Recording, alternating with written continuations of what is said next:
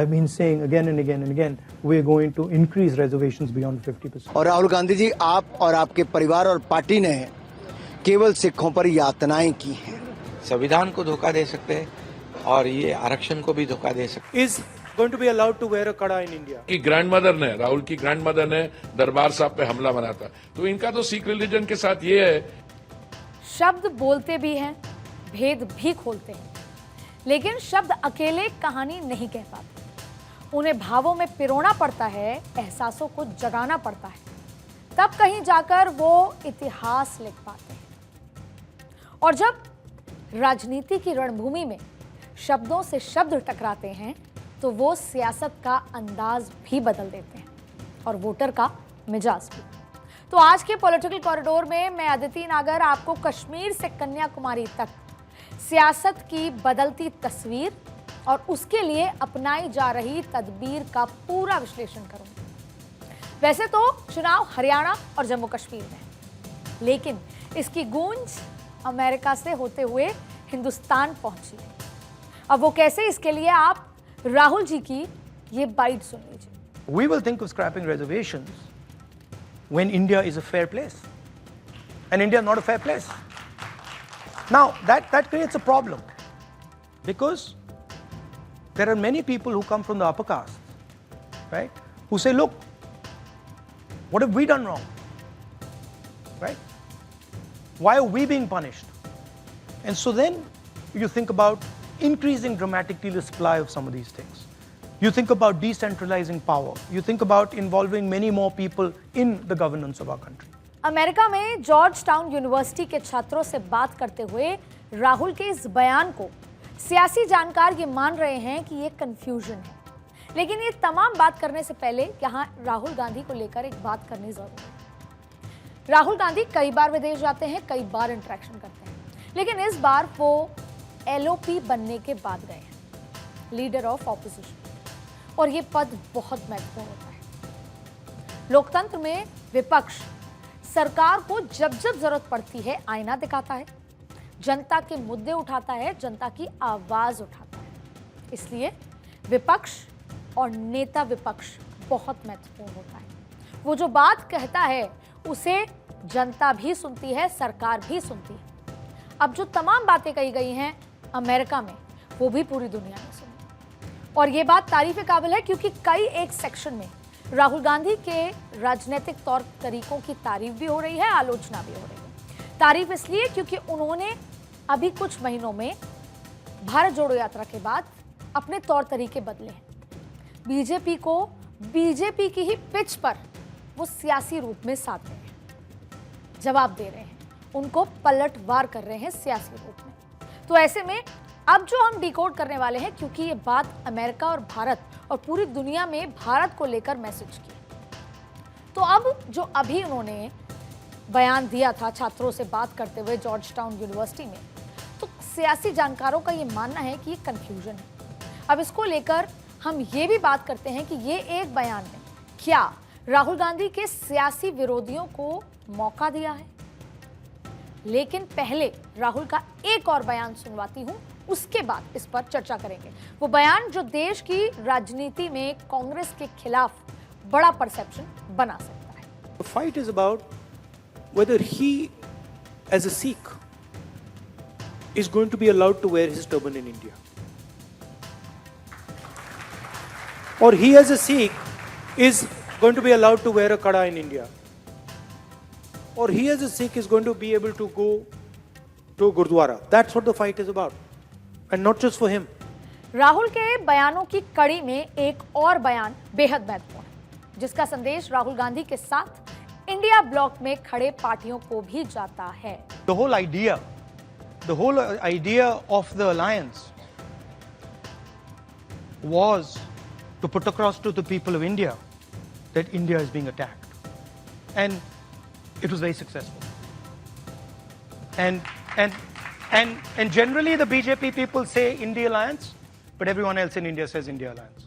अब देखिए, राहुल गांधी के अमेरिका में दिए गए 3 बयान हमने इसलिए चुने क्योंकि इन बयानों के जो कीवर्ड्स हैं वो वैसे तो देश की सियासत को इम्पैक्ट देने की ताकत रखते हैं, लेकिन चुनावी राज्यों हरियाणा और जम्मू कश्मीर में भी इसका असर कम नहीं है, जाहिर तौर पर। अब देखिए, ये जो कीवर्ड्स हैं वो बताते हैं। पहला, आरक्षण। दूसरा, अल्पसंख्यक। तीसरा, एकजुटता। अब आप कहेंगे कि ये कीवर्ड्स क्या हैं?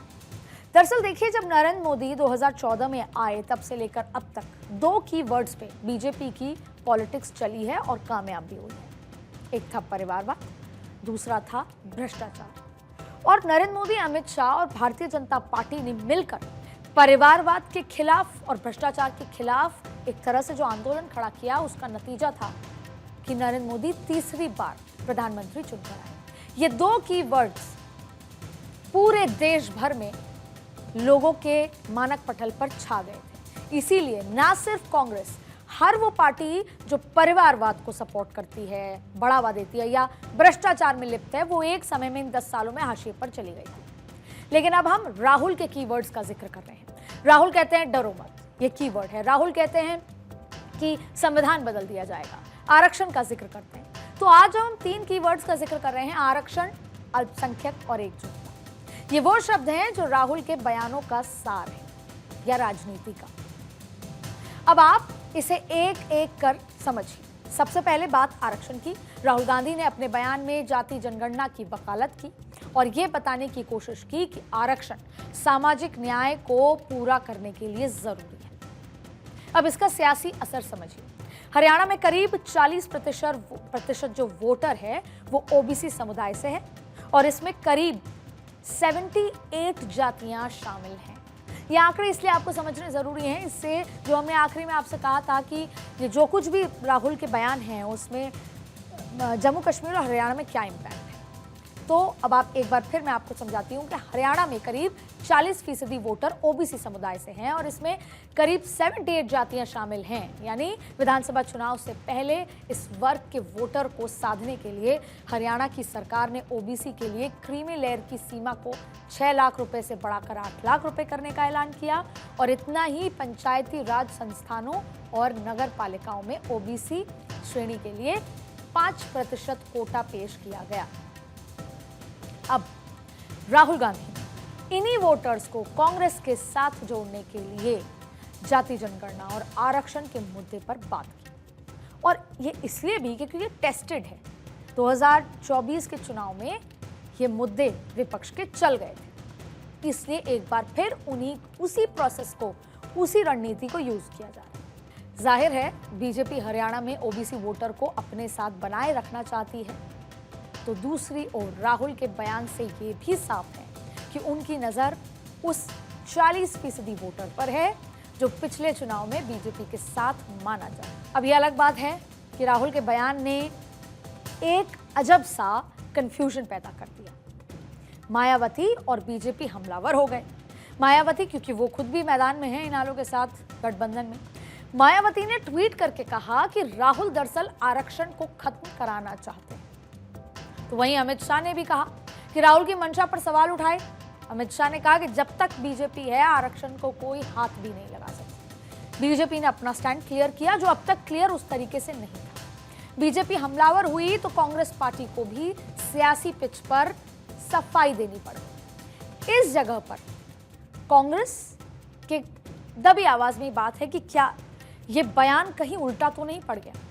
और फिर जो सियासत के जानकार हैं, राजनीति के जानकार हैं, जो एनालिसिस्ट हैं, वो ये मान रहे हैं कि ये कंफ्यूजन हो गया और ये बैकफायर, कहीं ये बयान बैकफायर करने जाए।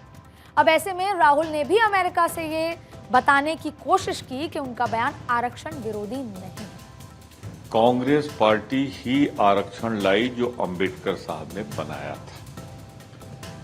इस आरक्षण को हम समाप्त नहीं होने देंगे और आपकी समाप्त करने की साजिश जो 4 आपके नेता बोले थे पिछले चुनाव में, नेस्तनाबूद हमने कर दी। आरक्षण रहेगा, जातिगत गणना हम कराएंगे, जातिगत जनगणना भी कराएंगे, लोगों को उनका हक और हिस्सेदारी भी देंगे और सबसे बड़ी बात हम करेंगे कि हम आरक्षण की 50% की लिमिट को खत्म कर देंगे। ये राहुल गांधी जी ने कहा है।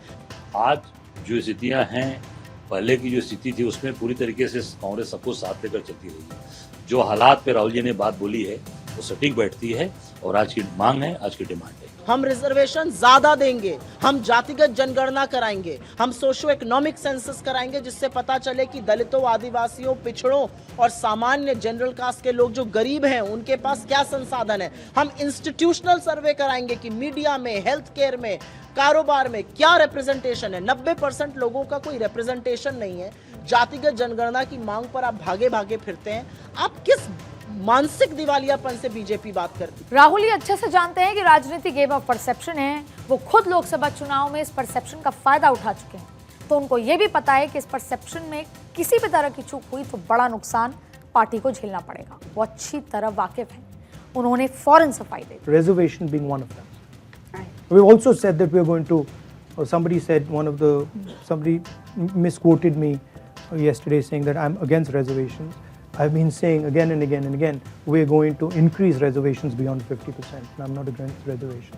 अब समझिए अल्पसंख्यक शब्द के पीछे की ताकत, जो कीवर्ड है दूसरा, अल्पसंख्यक। ये सिर्फ हरियाणा में नहीं, जम्मू कश्मीर और उसके बाद महाराष्ट्र, झारखंड और दिल्ली, बिहार के चुनाव में भी उतने ही अहम हैं। कश्मीर घाटी की तो पूरी सियासत ही मुस्लिम वोटर्स के इर्द गिर्द घूमती है, तो वहीं दूसरी ओर जम्मू कश्मीर में सिख वोटर्स की संख्या भी अच्छी खासी है। मीडिया रिपोर्ट्स के मुताबिक जम्मू कश्मीर में 6 लाख के आसपास सिख समुदाय के लोग हैं।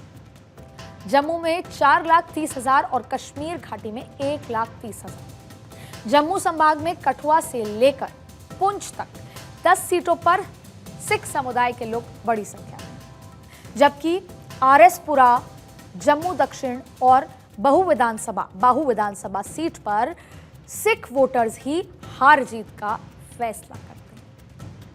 अब घाटी की 3 विधानसभा सीटें पुलवामा, अमीर कादल, श्रीनगर और बारामूला में सिख समुदाय मतदाता जो हैं, नतीजों का बहुत अच्छा प्रभाव उनका उस पर है।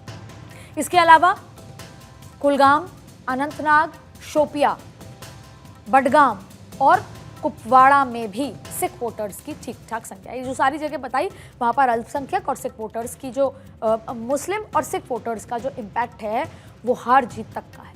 अब ऐसे में राहुल का बयान सीधे तौर पर जम्मू कश्मीर के सिख वोटर्स के लिए भी संदेश है।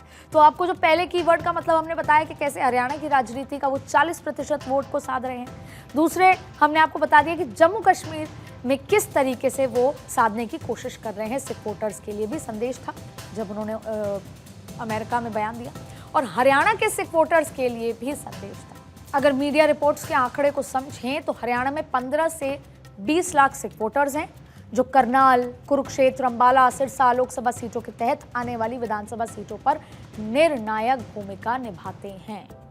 जाहिर है राहुल जब धार्मिक आज़ादी जैसे मुद्दों को उठाते हैं तो ये सिर्फ मुस्लिम वोटर्स को ध्यान में रखते हुए नहीं है, ये सिख वोटर्स पर भी उनकी नज़र होती है, और इस तरह का बयान उनका आया भी। लेकिन राहुल के इस बयान को भी बीजेपी ने हाथों हाथ लिया और बीजेपी के दिग्गजों ने पूरी फौज कांग्रेस और राहुल गांधी को 1984 की याद दिलाई। जो हिंसा हुई थी उसकी याद दिलाने में जुट गए। Gandhi ji is known for इनटेम्परेट और आउटलैंडिश स्टेटमेंट, पर इस समय तो उन्होंने बिल्कुल लाइन क्रॉस कर दिया है और उन्होंने झूठ पे तोड़फोड़ की राजनीति पे आ गए कि राहुल की ग्रैंडमदर ने दरबार साहब पे हमला बना था। तो इनका तो सिख रिलीजन के साथ ये है, तो मेरी उम्र जो होगी 62 साल से तो मैं पगड़ी पहन रहा हूँ, उससे ज्यादा देर मैंने कड़ा पहनो। मेरे तो आज तक कभी मेरे कोई ऐसा इंस्टेंस नहीं हुआ कि कभी किसी ने हमें पगड़ी पहनने से रोका हो या किसी को इस एरिया में कोई तकलीफ आई हो। और ये राहुल को याद दिलाने से ज्यादा जनता को याद दिलाने की कोशिश की, और इस मुद्दे को बार बार तब तक कहा गया जब तक ये बात जनता तक नहीं चली जाए कि अब जो भी बयान आ रहे हैं ये केवल और केवल वोट की राजनीति के लिए है। ऐसे में बड़ा सवाल ये है कि क्या राहुल गांधी को अब भी राजनीतिक के कई सबक सीखने बाकी रह गए? क्या राहुल गांधी बतौर नेता विपक्ष अपनी जिम्मेदारी को थोड़ा और उनको समझने में टाइम लगेगा?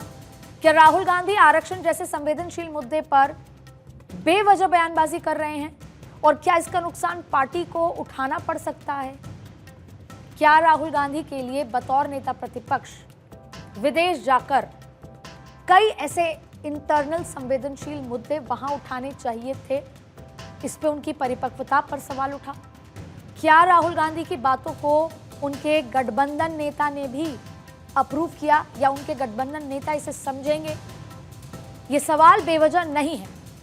अक्सर ये कहा जाता है कि राहुल गांधी, और अभी तो हम तीसरे कीवर्ड पे आएंगे, तब हम पूछेंगे राहुल गांधी से कि जिस एकजुटता, देश की एकजुटता पर सवाल करते हैं, उसमें क्या आपकी इंडिया गठबंधन में एकजुटता है? क्योंकि अक्सर ये कहा जाता है कि राहुल गांधी राजनीति की रपटीली राहों में रास्ता भटक जाते हैं। तो क्या अमेरिका में फिर वही हुआ और राहुल गांधी ने जो सियासी मोमेंट बनाया था वो खो दिया? सियासी मोमेंट जो संसद में बना था, सियासी मोमेंट जो संसद में उन्होंने नरेंद्र मोदी 2.0 में जब उन्होंने ओबीसी आरक्षण का जिक्र किया, और अभी जो नरेंद्र मोदी 3.0 में जब वो आए संसद में, तब जो मोमेंट बना वो कहीं ना कहीं खराब कर दिया। इन सवालों पर राहुल और पूरी कांग्रेस को आत्ममंथन करने की जरूरत है।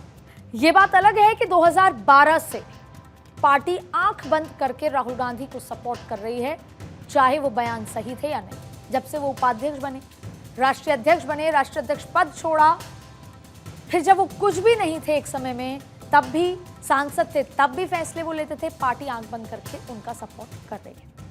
शायद इतना सपोर्ट इंदिरा गांधी को भी नहीं किया था पार्टी ने, और प्रियंका गांधी को तो बिल्कुल नहीं। लेकिन हम फिलहाल अपनी कहानी में आगे बढ़ते हैं, जिसका मैं जिक्र कर रही थी, तीसरा की, और बात करते हैं कि राहुल के तीसरे संदेश यानी एकजुटता की क्या कहानी। एकजुटता में शक्ति है।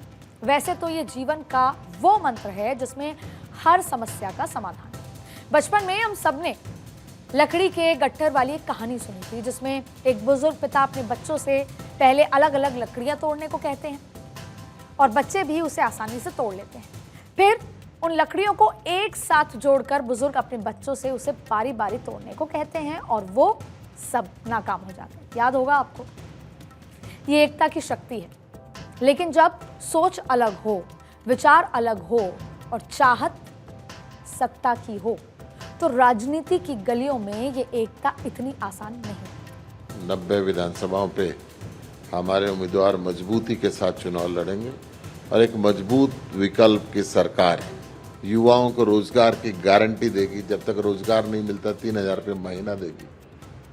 वो सरकार बनेगी जिसमें व्यापारी खुश रहेगा, भयमुक्त वातावरण होगा, अपराध मुक्त वातावरण होगा, भ्रष्टाचार मुक्त वातावरण होगा। कांग्रेस पार्टी की तरफ से बात कही जा चुकी है कि आम आदमी पार्टी के साथ लोकसभा का विधानसभा में कांग्रेस पार्टी स्वयं सक्षम है। 90 के 90 विधानसभा सीटों पे कांग्रेस पार्टी मजबूत है। पार्टी आगे क्या होगा वो देखते हैं। आम आदमी पार्टी समय के गर्भ में सवाल है, सवाल समय के गर्भ में आगे आने वाले समय में मगर हम स्वयं सक्षम है 90 की 90 सीटों पे चुनाव लड़ने के लिए। लेकिन क्या होगा आने वाले समय बताएगा। ये हरियाणा में सिर्फ कांग्रेस और आम आदमी पार्टी की कहानी नहीं है, ये इंडिया गठबंधन में दल दल की कहानी है, जो कश्मीर से कन्याकुमारी तक एक सी दिखती है। इंडिया गठबंधन एक साथ आया एक लक्ष्य के लिए। वो लक्ष्य क्या है उसे समझते हैं। सियासत के इस रंग को समझने के लिए पहले आप इन तस्वीरों को देखिए।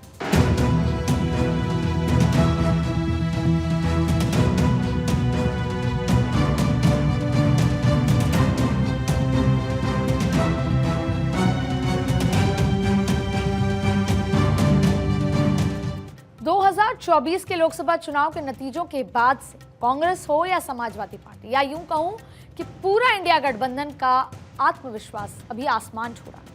अगर हम संसद की तस्वीरों को देखें, राहुल गांधी के बयानों को सुन लें या अखिलेश यादव की बॉडी लैंग्वेज को समझ लें, तो साफ समझ में आ जाएगा कि भले ही इंडिया गठबंधन सत्ता में काबिज नहीं हुआ, लेकिन उसके मजबूत आत्मविश्वास के लिए ये आंकड़े ही काफी थे। इंडिया गठबंधन के नेताओं को लगता है कि उनकी एकजुटता ने भारतीय जनता पार्टी को 240 पे और एनडीए गठबंधन को 300 से भी कम पे सीटों पर लाकर रोक दिया। राहुल गांधी की बात सुने तो भी यही महसूस होगा, लेकिन राजनीति के जानकारों की माने तो सही मायने में मोदी सरकार 3.0 की जीत की असल वजह इंडिया गठबंधन के भीतर के कंफ्यूजन की वजह से रही है। लेकिन ये तमाम विश्लेषण से पहले हम आपको ये बता देते हैं कि इंडिया गठबंधन में कौन कौन सी पार्टियां शामिल हैं। उसके बाद क्या कुछ हो रहा है वो आपको बताएं। जुलाई 2023 में बेंगलुरु में विपक्षी गठबंधन की बैठक हुई थी। इस बैठक में 26 दल शामिल हुए थे, लेकिन बाद में जेडीयू और आरएलडी जैसे दल अलग हो गए। हालांकि इसके बाद भी इंडिया गठबंधन के अंदर कांग्रेस, टीएमसी, शिवसेना उद्धव ठाकरे वाली, एनसीपी शरद पवार वाली, सीपीआई, सीपीएम, डीएमके, आम आदमी party, Jharkhand Mukti Morcha, RJD, Samajwadi party जैसी बड़ी पार्टियां रही। लेकिन इसके अलावा कई छोटे क्षेत्रीय पार्टियां भी इस गठबंधन का हिस्सा रही। लेकिन लोकसभा चुनाव के दौरान बिहार से लेकर बंगाल, पंजाब तक गठबंधन में शामिल पार्टियों में लड़ाई देखने को मिली। सबसे बड़ा कंफ्यूजन क्या था, जिस कंफ्यूजन का हम जिक्र कर रहे हैं? कंफ्यूजन ये था जो जनता के लिए था, जिसका फायदा नरेंद्र मोदी सरकार को मिला कि आप पंजाब में एक साथ नहीं हैं, लेकिन दिल्ली में आप अलायंस में हैं। आप अदरवाइज अलायंस में हैं, लेकिन बंगाल में आप अलायंस में नहीं हैं। आप वैसे तो इंडिया गठबंधन की छतरी के नीचे हैं, लेकिन केरला में आपका मूड कुछ और है। तो जनता का यह सवाल था कि ऐसा क्यों? जब आप साथ हैं तो आप साथ हैं। अब इसकी वजह हम आपको बताते हैं कि ये लड़ाई, ये खींचतान देखने को क्यों मिली। चुनाव से पहले संयोजक ना बनाए जाने को लेकर नीतीश कुमार नाराज हो गए और इंडिया ब्लॉक से अलग होकर बीजेपी के साथ मिल गए। पश्चिम बंगाल में ममता बनर्जी और अधीर रंजन चौधरी चुनाव के बाद भी आमने सामने हैं। यूपी में अखिलेश यादव तो साथ आए, लेकिन मायावती ने इंडिया ब्लॉक से दूरी बनाई और जयंत चौधरी भी एनडीए के साथ चले गए। अब दिल्ली में कांग्रेस आप साथ लड़े, लेकिन पंजाब में दोनों अलग थे। कश्मीर में भी गठबंधन बिखरा बिखरा नजर आया और अभी भी पीडीपी एनसी जो साथ नहीं है, पीडीपी एनसीपी एक दूसरे के खिलाफ है, जबकि इंडिया गठबंधन का हिस्सा थे अभी के चुनाव में। तो वहीं अब वापस मैं आपको केरल 2024 के लेके चलती हूँ कि केरल में भी वामपंथी पार्टी भी गठबंधन में शामिल होकर अलग अलग चुनाव लड़ी। इसी वजह से कहने वाले कहते हैं कि ये साथ तो सिर्फ सत्ता के लिए है और इन दलों को ना तो जनता से मतलब है और ना ही जनहित से। ये हम क्यों कह रहे हैं एक बार फिर आपको बताएं। सब इंडिया गठबंधन की पार्टी एकजुट हुए किसी लक्ष्य के लिए। लक्ष्य क्या है? ये सवाल है राहुल गांधी से। लक्ष्य क्या है? आप जनता के मुद्दे मुखर तरीके से बात करते हैं। आपका लक्ष्य है नरेंद्र मोदी को सत्ता से बाहर रखने का, जबकि राजनीतिक दलों का लक्ष्य होना चाहिए 140 करोड़ लोगों के लिए, उनके हित के लिए। केवल और केवल नरेंद्र मोदी को सत्ता से बाहर करके खुद सत्ता पे काबिज होने का है।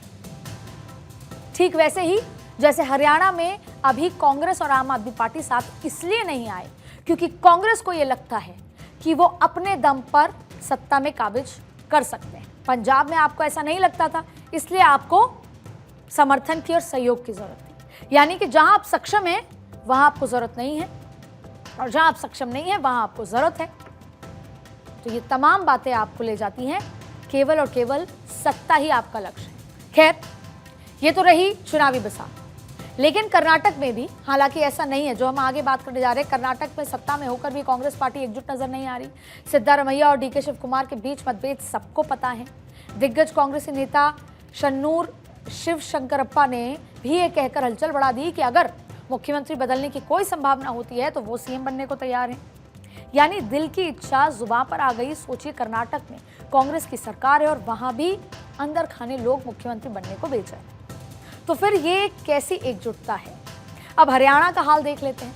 भूपेंद्र हुड्डा, कुमारी शैलजा वहां एक दूसरे को चुनावी रण में आंखें दिखा रहे हैं और कहीं ना कहीं जिस इस चुनाव में कांग्रेस अपने आप को मजबूत मान रही है, लेकिन दो दिग्गजों के आमने सामने आने से ये मजबूती कम होती है। कुमारी शैलजा ने तो ये तक कह दिया कि वो दलित समाज की हैं, तो क्या हुआ, दलित समाज का सीएम नहीं बन सकता।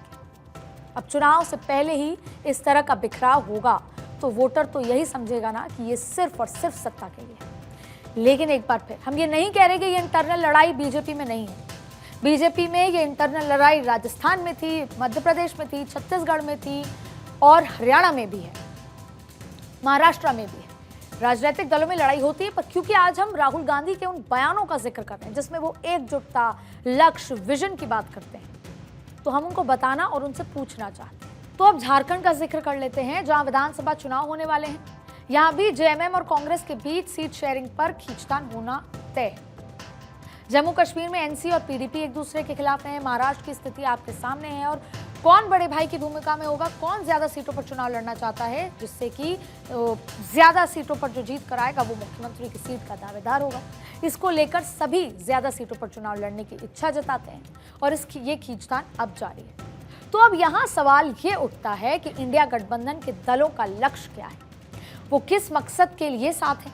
क्या सिर्फ मोदी विरोध के लिए, क्या सिर्फ सत्ता पाने के लिए, क्या सिर्फ वोट के लिए?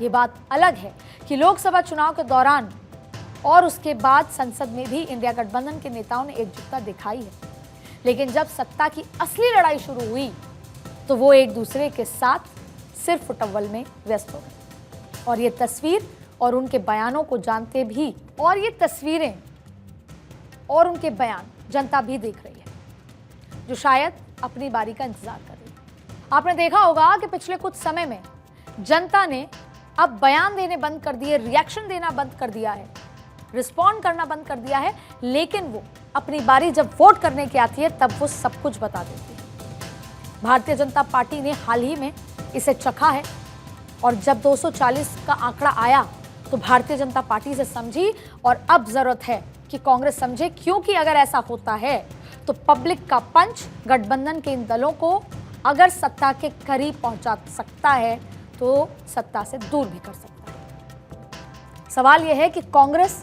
ये मान रही है कि हरियाणा में वो सत्ता काबिज करेगी, लेकिन इस तरह का सिर्फ फुटबॉल कहीं ना कहीं आपको सत्ता से दूर कर सकता है। और उससे बड़ी बात, यह आज का पूरा विश्लेषण इसलिए था कि राहुल गांधी मोहब्बत की दुकान का जिक्र करते हैं, राहुल गांधी मोहब्बत बांटने का जिक्र करते हैं, राहुल गांधी एकजुटता का जिक्र करते हैं, राहुल गांधी देश की अखंडता और एकता की बात करते हैं।